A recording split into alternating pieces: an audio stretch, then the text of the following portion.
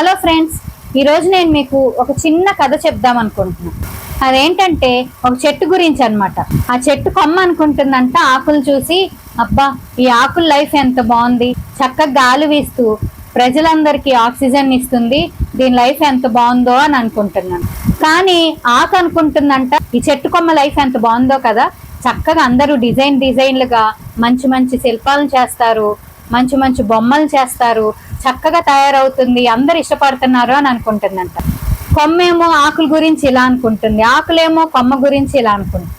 కానీ నిజానికి ఏంటి, కొమ్మ అయినా సరే మంచి మంచి బొమ్మలుగా తయారవ్వాలి అంటే కొన్ని గాయాలను ఫేస్ చేసి మంచి రూపంలోకి వస్తుంది. అలానే ఆకులు కూడా ప్రజలందరికీ ఆక్సిజన్ ఇస్తూ, రాలిపోయిన తర్వాత కూడా కుళ్ళిన ఆకుని పంట పొలాలన్నిటికీ ఎరువులుగా యూజ్ చేస్తాం. సో రెండు కూడా దేనికవి చాలా గొప్పవి. వాటికున్న గొప్పతనం వదిలేసి వేరే వాటిలో ఉన్న గొప్పదాన్ని చూడడం వల్ల దానిలో దాగున్న గొప్పతనాన్ని మర్చిపోతున్నాం. అట్లానే మనుషులు కూడా వేరే వాళ్ళతో పోల్చుకుంటూ తనలో ఉన్న టాలెంట్ ని మర్చిపోతున్నారు.